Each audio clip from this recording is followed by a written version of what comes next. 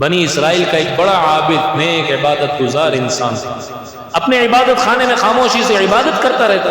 محلے کے کچھ بدماش اس سے بڑے پریشان تھے، خاتون کو تیار کیا، بڑی خوبصورت اور حسین و جمیل تھی، اسے پیسے دیے، تم اس عبادت گزار کو کسی طریقے سے اپنے چنگل میں پھنسا کر گناہ کروا لو، منہ اس سے کالا کروا لو، ہم تمہیں اور بھی پیسے دیں گے۔ چنانچہ رات کا وقت تھا، یہ عبادت کر رہا تھا، آندھی اور بارش ہو رہی تھی، ایک خاتون نیچے سے گزر رہی تھی، اس نے آواز لگائی، بھائی اس حال میں میرے ساتھ کوئی محرم نہیں ہے، کوئی ہے جو میری آواز کو سنے اور مجھے پناہ دے دے۔ اس نے اگنور کیا، توجہ نہیں دی، پھر آواز دی، پھر اس نے توجہ نہیں دی، پھر آواز دی، اس نے دروازہ کھولا عبادت خانے کا اور کہا ٹھیک ہے آ جاؤ، پیچھے ایک طرف بیٹھ جاؤ، چادر دے دی، کہا اس کو اوڑھ کے سو جاؤ، میں آرام کر لوں۔ یہ اپنی عبادت میں لگ گیا۔ یہ خاتون اس کے پاس آئی اور اپنی جسم کی نمائش کرنے لگی، گناہ کی طرف متوجہ کرنے کے لیے حرکتیں کرنے لگی۔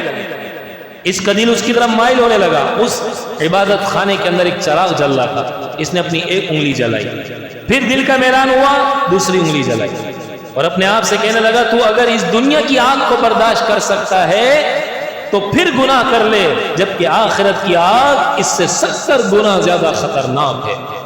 پھر تیسری انگلی جلائی، چوتھی انگلی جلائی، پانچویں، حتیٰ کہ دونوں ہاتھ کی ساری انگلیاں اس نے جلا ڈالی۔ اپنے آپ کو کہتا رہا دیکھ تو یہ دنیا کی آگ برداشت نہیں کر سک رہا، گناہ کی وجہ سے آخرت کی آگ کیسے برداشت ہوگی؟